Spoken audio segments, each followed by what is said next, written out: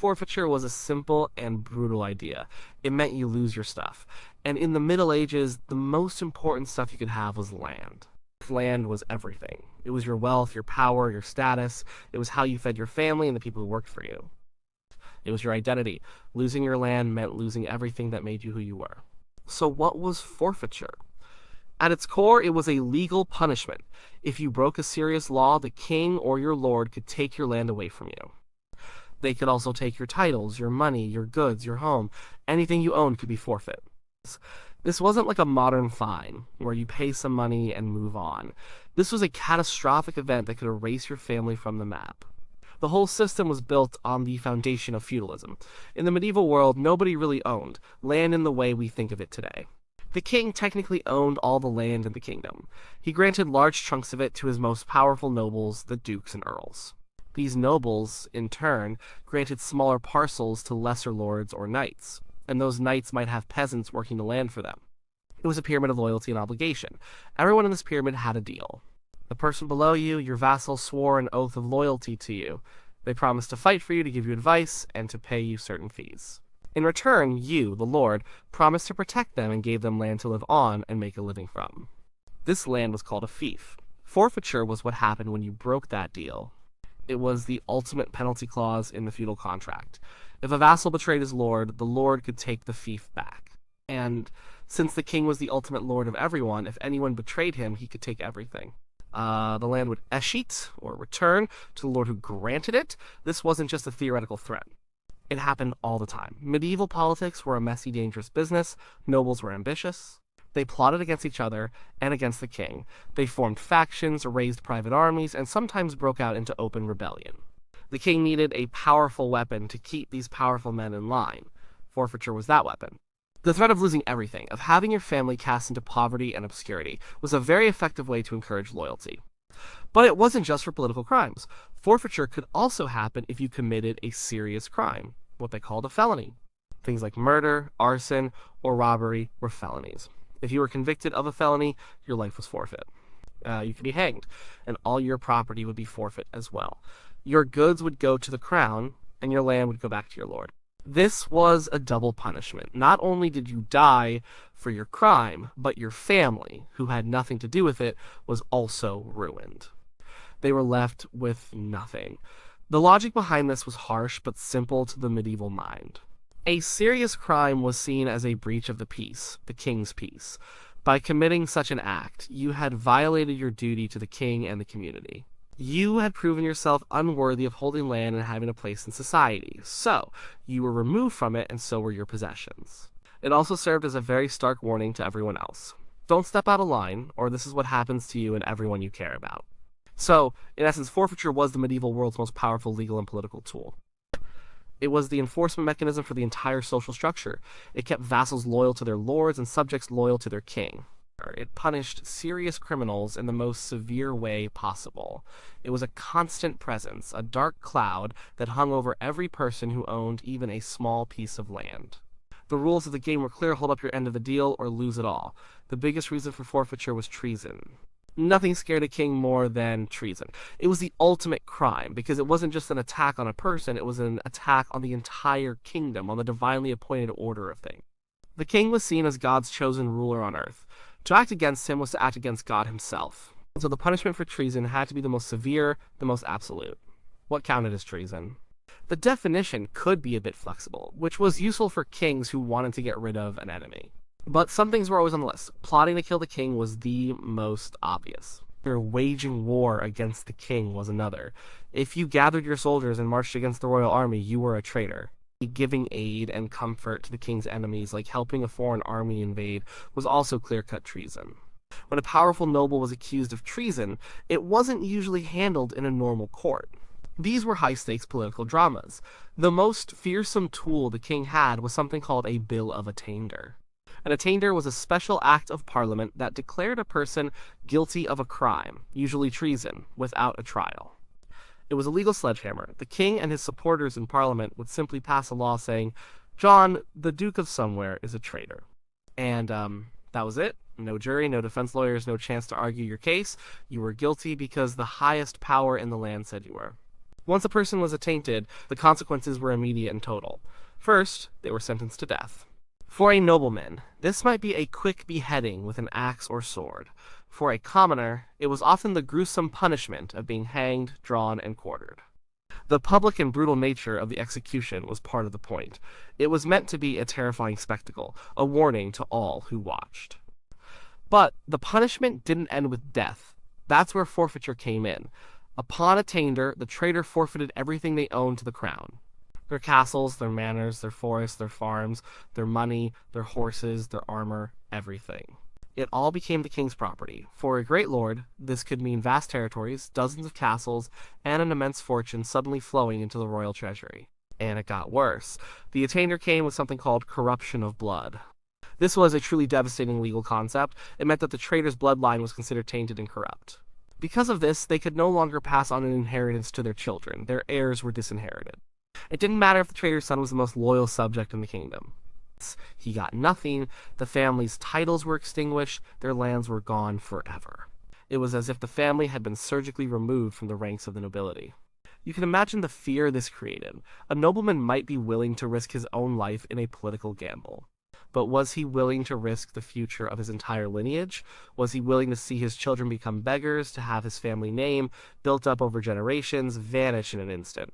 This was the true power of forfeiture for treason. It held a man's legacy hostage. And history is filled with examples. In the 14th century, King Edward II's favorites, the Despensers, accumulated huge amounts of land and power. When their enemies, led by the Queen, finally overthrew them, they were declared traitors. They were brutally executed, and all their vast estates were confiscated. A few decades later, Thomas of Lancaster, a cousin of the king, rebelled and was defeated. He too was executed as a traitor, and his enormous holdings, the earldom of Lancaster, were forfeited to the crown. This single forfeiture made the king immensely richer and more powerful. Forfeiture for treason wasn't just a punishment. It was a political tool. A king could use it to destroy a rival family and enrich himself and his friends at the same time. He could take the forfeited lands and grant them to his loyal supporters, ensuring they would fight to keep him on the throne because their own fortunes now depended on it. It was a way to reshape the political landscape, to prune the old, troublesome branches of the aristocracy and graft on new loyal ones. It was the ultimate expression of royal power, the final, terrifying answer to the question of who was really in charge. While treason was the most dramatic cause for forfeiture, it wasn't the only one. Life in the Middle Ages was full of rules, and breaking them could lead to losing your land.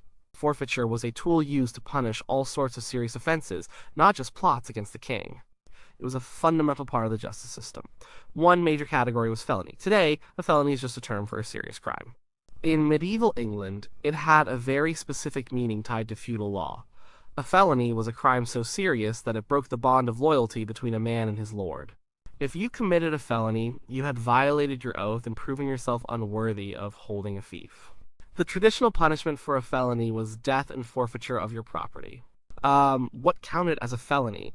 The list included crimes we'd recognize today: murder, robbery, burglary, arson, and rape. If a man was caught and convicted of one of these crimes, he would likely be hanged. Upon his death, the process of forfeiture began. His personal goods, like money, tools, and livestock, were taken by the king. His land was a bit more complicated. It would be held by the king for a year and a day, during which the king was entitled to all the income from it. After that year, the land would go back to the lord from whom the felon had originally held it. This year, day, and waste was an old royal privilege. It was a way for the king to get a cut of the action, even if the land wasn't held directly from him. Another fascinating path to forfeiture was outlawry. The medieval legal system didn't have a police force like we do. If someone was accused of a crime, a sheriff would try to summon them to court, but what if the person just ran away and hid? The court couldn't try someone who wasn't there. This is where outlawry came in. If a person failed to appear in court after being summoned multiple times, the court could declare them an outlaw. This was a terrifying status. An outlaw was literally outside the protection of the law. They had no rights. They were considered a wolf's head, meaning anyone could kill them without penalty, just as they would a wolf. And of course, all their property was immediately forfeited to the crown. Outlawry was a powerful weapon for law enforcement. It put immense pressure on an accused person to show up and face justice. The choice was to stand trial or to lose everything and live as a fugitive, hunted by everyone. The legend of Robin Hood is built on this idea of a man living in the forest as an outlaw, having lost his lands and rights. Religion also played a role. Heresy, the act of holding beliefs that went against the official doctrine of the Catholic Church, was considered a terrible crime. The Church had its own courts to deal with heretics. If a person was found guilty of heresy, the Church would excommunicate them, casting them out of the Christian community. But the Church's power to punish usually stopped there. It was up to the secular rulers, the kings and lords, to carry out the physical punishment. A convicted heretic was often handed over to the king's authorities to be burned at the stake. And just like with felony and treason, their property was forfeited. The king or the local lord would seize their lands and goods. This created a strong financial incentive for rulers to persecute heresy. They could demonstrate their piety and get rich at the same time. Finally, forfeiture could happen for purely feudal reasons. The whole system was a two-way street. A vassal had duties to his lord. The most important was military service. If a lord called his vassals to war, they were obligated to show up with their armor, weapons, and a certain number of men, and to fight for a set period. If a vassal refused this call to arms, it was a grave breach of his oath. It was called desertion. For such a failure, a lord could seize the vassal's fief and grant it to someone more reliable.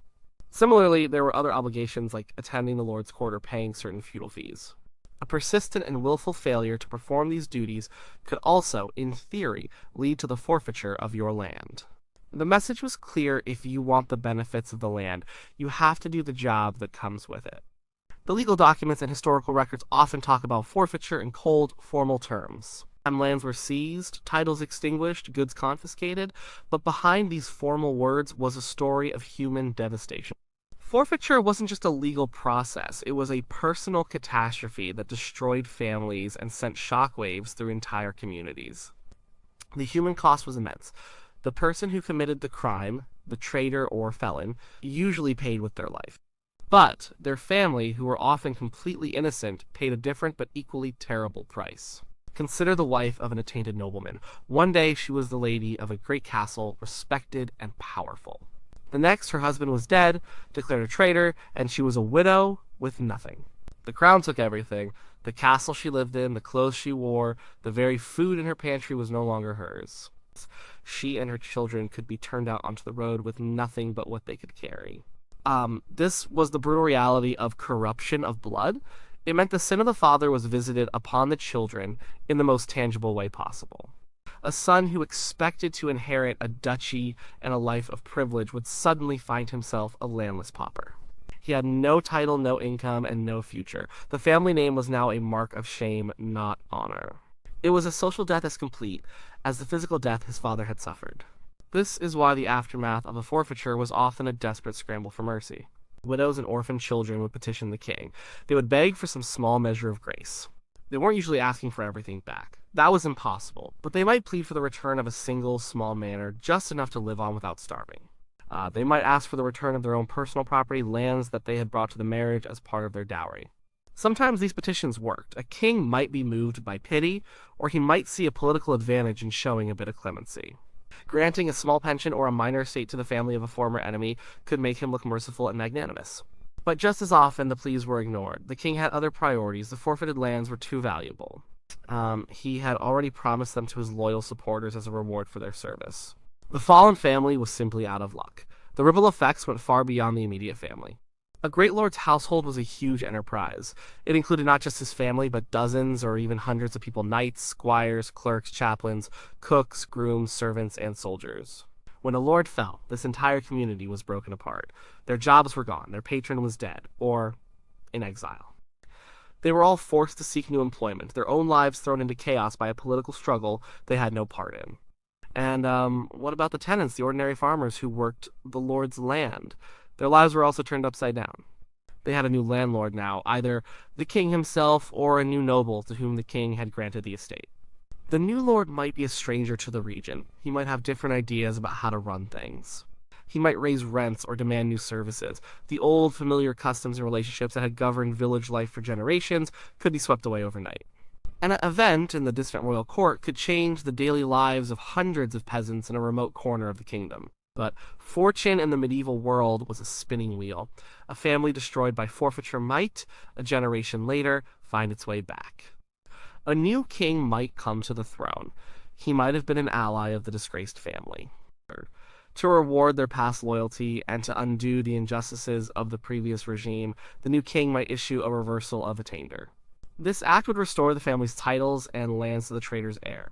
Suddenly, a family that had been living in obscurity for decades could be raised back to the highest ranks of the nobility. This constant cycle of forfeiture and restoration was a defining feature of the era. It made politics incredibly high stakes. You could win everything, but you could also lose it all in an instant, not just for yourself, but for everyone who shared your name. And forfeiture was much more than just a punishment for crime, it was a pillar of the medieval state. It was a fundamental tool of power that shaped politics, society, and the very idea of kingship. Without understanding forfeiture, you can't really understand how the medieval world worked. It was the engine that drove much of the high-level politics of the age. First and foremost, forfeiture was the king's ultimate weapon for control. A medieval king was not an all-powerful dictator. He relied on the support of his great nobles. These men were rich, proud, and often had their own armies. They could be a constant threat to the throne. The king needed a way to keep them in check, a threat so dire that even the most ambitious duke would think twice before challenging royal authority. Forfeiture was that threat. The ability to legally strip a man of his land, his title, and his family's future was an immense source of power. The threat alone was often enough. A king could use the possibility of an attainder to persuade a reluctant noble to support his policies or to provide money for a war. Second, forfeiture was a crucial source of royal finance and patronage. Kings always needed money, and they always needed ways to reward their friends. Forfeiture provided both in abundance. When a great estate was forfeited, it became part of the royal domain. The king could keep the land for himself, and all the income from it, the rents from tenants, the profits from forests and mills, would flow directly into his treasury. This made the king personally wealthier and less dependent on taxes, which were often unpopular and difficult to collect. Alternatively, and more commonly, the king would use the forfeited land as patronage. He would grant the castles and manors of his defeated enemies to his loyal supporters. This was the perfect way to build a loyal base of power. It cost the king nothing, but it made his followers rich and powerful. And these newly enriched men knew that their good fortune depended entirely on the king's survival. If the king were overthrown, they would likely lose their new lands, so they had every reason to fight for him and support him. Forfeiture was a system for recycling land and loyalty, taking it from the disloyal and giving it to the loyal. Third, this system allowed the king to actively shape the aristocracy. He could, over time, use forfeiture to eliminate old, troublesome families who had a history of rebellion and replace them with new men, who were loyal because they owed their entire position to the king. This was a slow but effective way of consolidating power. A king who ruled for a long time could, through a few carefully targeted attainders and strategic grants of land, create a nobility that was much more subservient to the crown. It was social engineering on a grand scale. The very existence of forfeiture also tells us something important about the medieval view of property and power. It shows that land ownership was never absolute. It was always conditional. You held your land in exchange for service and loyalty to someone above you. If you broke that trust, your right to the land was gone. This was a world away from our modern ideas of private property rights. In the Middle Ages, property was tied directly to political loyalty and social duty. Over the centuries, this system began to change. As legal systems grew more sophisticated and independent, the idea of a trial by one's peers became more ingrained. The arbitrary use of bills of attainder came to be seen as a form of tyranny. Ideas about individual rights and the injustice of punishing children for the crimes of their parents began to take hold. The feudal structure itself slowly gave way to more centralized bureaucratic states. While forfeiture for crimes like treason remained on the books for a very long time, its central role as a tool for day-to-day political management faded. But for hundreds of years during the heart of the Middle Ages, forfeiture was supreme. It was a brutal, efficient, and deeply personal system. It was a legal expression of the fundamental medieval bargain loyalty in exchange for land. It upheld the power of kings, determined the fates of great families, and shaped the course of nations. It was the terrifying price of failure in the high-stakes game of medieval power.